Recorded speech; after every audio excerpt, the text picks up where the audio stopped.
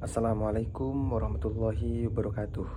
Perkenalkan, nama saya Ahmad Abrori dengan NIM 24103100083. Saya lagi menempuh pendidikan di Kota Malang, yakni dengan program studi Pendidikan Bahasa dan Sastra Indonesia, Universitas Insan Budi Utomo Malang. Saya berasal dari Pulau Madura, tepatnya di Kabupaten Pamekasan. Sebelum masuk ke ranah penjelasan terkait ruang lingkup politik bahasa nasional, saya akan menjelaskan bahasa sehari-hari saya. Sebetulnya untuk domisili, saya itu tinggal di Malang, di Kota Malang, tepatnya di Dinoyo, yang sekarang sedang mengerjakan tugas daripada mata kuliah politik bahasa nasional. Nah, untuk bahasa di Madura itu menggunakan bahasa resmi, bahasa yang memang benar-benar punya Madura. Terkait bahasa Madura itu punya 4 ciri khas, yang mana punya Sumeneb, punya Kabupaten Sumeneb itu raga beda, terus punya Kabupaten Pamekasan itu beda, punya Sampang itu beda, terus punya Bangkalan itu agak beda, cuman ranahnya sama. Ya contoh seperti kamu, kalau bahasa Indonesia kamu, terus di bahasa Sumeneb itu beuna, di Kabupaten Pamekasan beun, di Sampang itu kakeh, terus di Bangkalan itu hedeh. Seperti itu teman-teman. Untuk bahasa sehari-hari saya itu tergantung tempat tinggal sih teman-teman. Kalau saya lagi pulang di Madura, maka saya menggunakan bahasa Madura. Terus kalau saya tinggalnya di Malang atau lagi netap di Malang, itu pakai bahasa Indo. Ya kadang-kadang bahasa Madura kalau ketemu sama sesama orang Madura teman-teman. Nah, sekarang ini saya akan menjelaskan terkait ruang lingkup politik bahasa nasional, yang mana politik bahasa nasional adalah keseluruhan perencanaan, pengarahan, dan ketentuan-ketentuan yang ditetapkan oleh pemerintah suatu negara terkait dengan pengelolaan dan pengembangan bahasa-bahasa yang ada di wilayahnya. Ruang lingkup politik bahasa nasional sangat luas dan mencangkup berbagai aspek, di antaranya ya seperti kedudukan dan fungsi bahasa nasional, yang mana menetapkan status bahasa nasional sebagai bahasa persatuan, bahasa resmi negara, bahasa pengantar pendidikan, dan alat komunikasi nasional. Hal ini mencangkup upaya pembakuan, pengembangan, dan pemertahanan bahasa nasional. Yang kedua itu pengelolaan bahasa daerah, yang ya seperti yang tadi ya, kayak bahasa daerah yang ada di Madura, yang ada di Kalimantan, atau yang ada di mana Melayu gitu kan.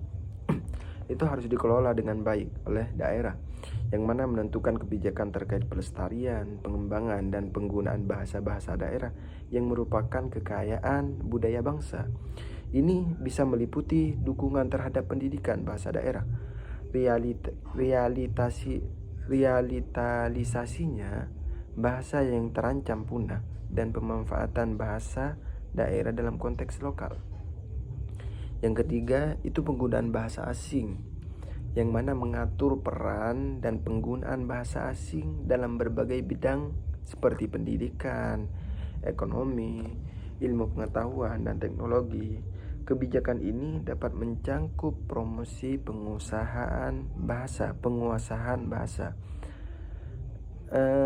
dan itu sangat penting teman-teman. Penting untuk kita untuk menguasai bahasa asing yang strategis dan perlindungan terhadap dominasi bahasa asing yang berlebihan. Ya biar terstruktur lah terkait bahasa asing yang akan dipelajari. Itu penting untuk kita teman-teman, apalagi untuk pendidikan, ekonomi, dan lain sebagainya. Yang selanjutnya itu yang nomor 4, yakni standarisasi dan kodifikasi bahasa, meliputi upaya pembakuan tata bahasa, kosakata, dan ejaan bahasa nasional. Ini melibatkan penyusunan kamus, tata bahasa baku, dan pedoman ejaan. Selanjutnya pembinaan dan pengembangan bahasa, mencangkup berbagai kegiatan untuk meningkatkan kualitas dan fungsi bahasa seperti pengembangan kurikulum dan materi ajar bahasa, pelatihan guru bahasa, penelitian bahasa, dan penerjemahan mungkin ya juga dibutuhkan secara ideologis juga dibutuhkan penerjemahan. Karena itu juga termasuk dalam pembinaan dan pengembangan bahasa. Yang keenam yakni pelindungan bahasa, yang mana bahasa itu memang benar-benar harus dilindungi, sehingga seperti bahasa daerah, bahasa asing, dan bahasa nasional kita juga memang benar-benar harus dilindungi. Biar dalam upaya ini untuk melindungi hak-hak masyarakat dalam menggunakan bahasa isyarat, seperti ini juga mencangkup pelindungan terhadap diskriminasi berbasis bahasa. Yang ketujuh itu penggunaan bahasa dalam ranah publik, yang mana mengatur penggunaan bahasa dalam administrasi pemerintahan, media massa, peradilan, dan ruang publik lainnya. Sehingga ini bertujuan untuk memastikan komunikasi yang efektif dan partisipasi masyarakat terhadap dunia luas, dunia yang bebas, dunia yang tidak hanya ada di lingkup Kota Malang aja. Maka berpartisipasi masyarakat itu luas, tidak hanya di daerah sendiri. Yang kedelapan itu pengembangan literasi.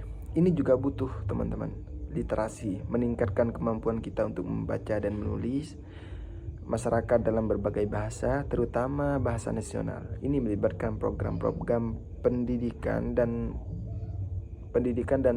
pemberdayaan masyarakat. Nah, yang selanjutnya itu kerjasama internasional. Ini sangat butuh kerjasama antar negara, sehingga bahasa kita tidak hanya dikenal di negara kita saja, bahkan dikenal oleh seluruh dunia.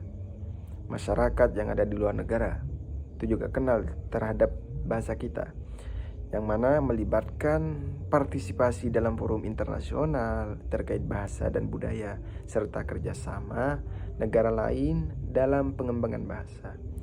Itulah sangat penting teman-teman. Kerjasama internasional ini penting.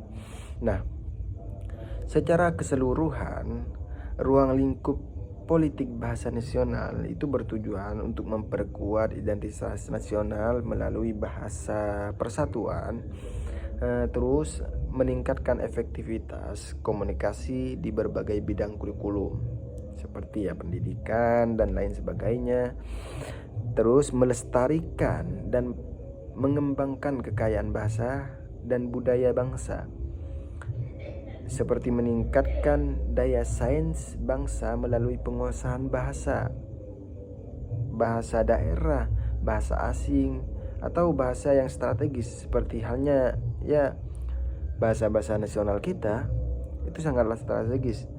Bahkan di Madura pun saja tidak semuanya menggunakan bahasa daerah.